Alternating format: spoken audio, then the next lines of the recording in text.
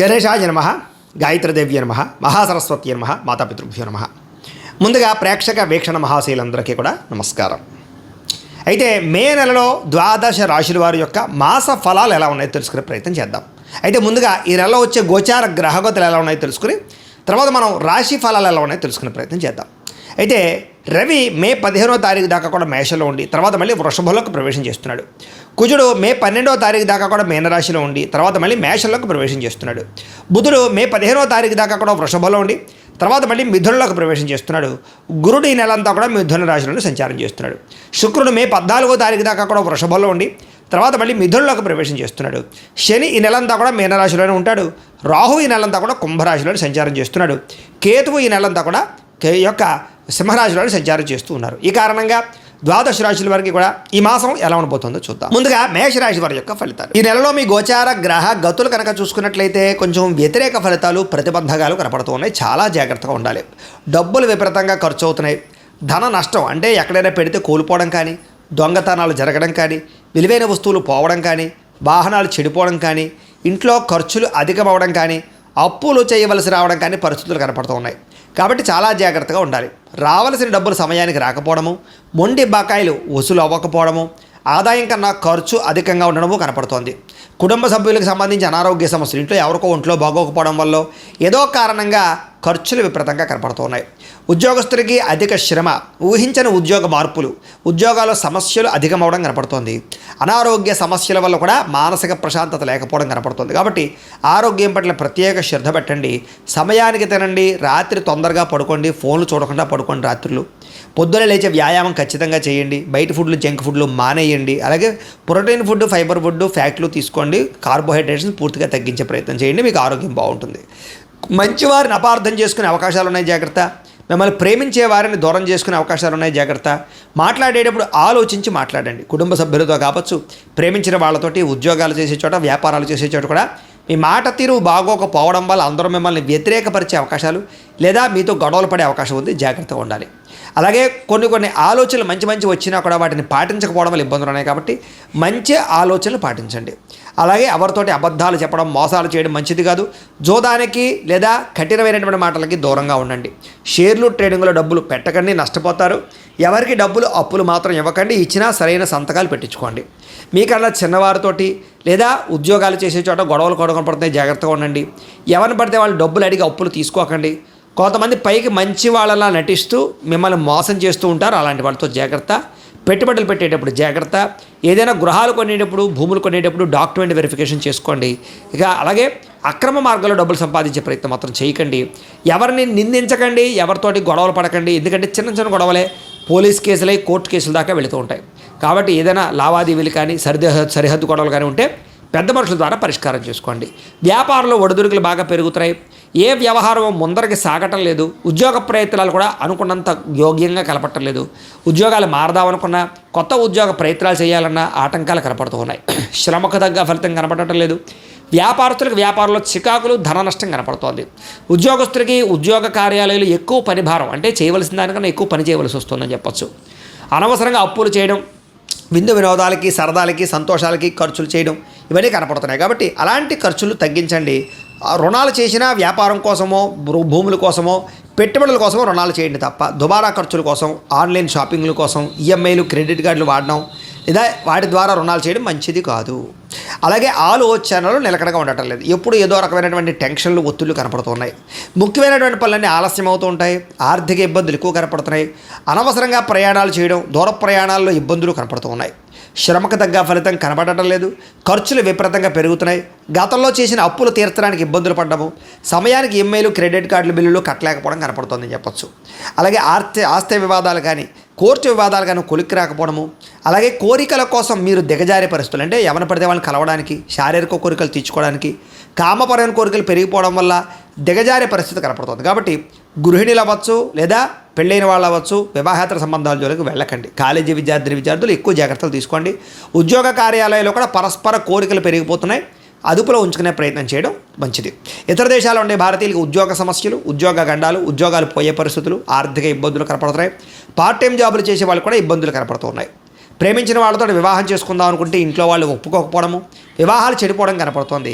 పిల్లలు మీ మాట వినకపోవడం, పిల్లలు చెడు మార్గంలోకి వెళ్ళడం కనపడుతోంది, గమనించుకోండి.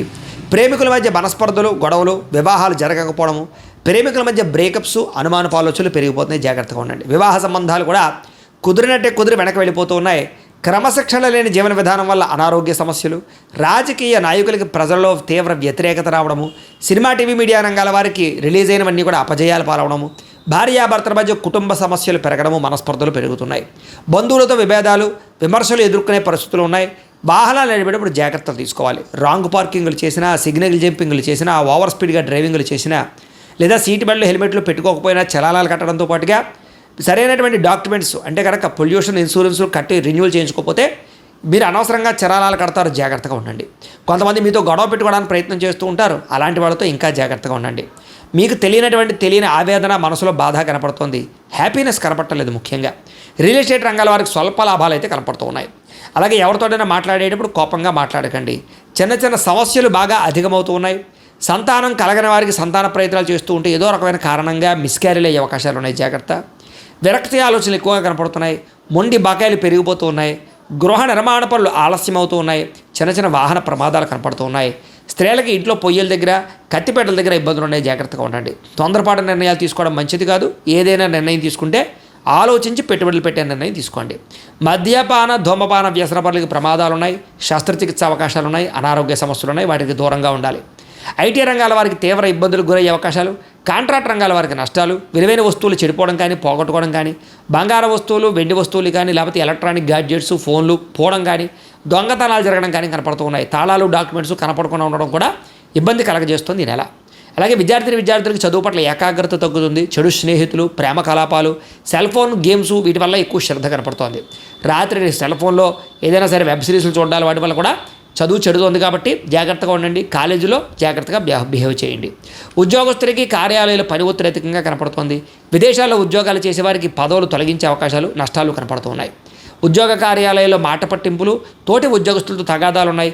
ఉద్దేశ్యపూర్వకంగా మీ మీద నిందలు వేస్తూ ఉంటారు, జాగ్రత్తగా ఉండండి. స్త్రీలకి మనసులో బాధ, ఎవరితో చెప్పుకోవాలో తెలియని పరిస్థితులు, భర్తతో విభేదాలు, బంధువులతో ఆడబడుచులతోటి తగాదాలు, ఉద్యోగాల్లో మంచి అవకాశాలు చేజారము కనపడుతోంది. వ్యాపారస్తులు కూడా వ్యాపారంలో స్వల్ప నష్టాలు, చిరాకు, అసహనము, వ్యాపారంలో ఒడిదుడుకులు కనపడము, మొండి బకాయిలు ఉసులవ్వడము, లేదా ఈ యొక్క అరువులు అప్పులు పెరిగిపోవడం జరుగుతుంది. కాబట్టి వ్యాపారాలు కొంచెం చత్తు జాగ్రత్తలు తీసుకోవాలి. ఏదేమైనా కూడా ప్రతిరోజు పొద్దున్నే లేచి ఓ పావుగంట సేపు మీ ఇంట్లో దేవుడికి పూజ చేసుకుని ఆ తర్వాత మీ పనులలో నిమగ్నం అవుతున్నట్లయితే కనుక ఈ నెలంతా కూడా మీకు బాగుంటుంది, శుభప్రదంగా ఉంటుందని తెలియజేస్తూ, అయితే ప్రేక్షకులకి ముఖ్యంగా మనకి ఏమిటయ్యా అన్నట్లయితే కనుక ఇప్పటిదాకా మేము చెప్పినటువంటి ఈ ఫలితాలన్నీ కూడా గోచార ఫలితాలు, అంటే ఈ రాశిలో ఉండేటటువంటి కోటాను కోట్ల మంది అందరికీ వర్తిస్తాయి.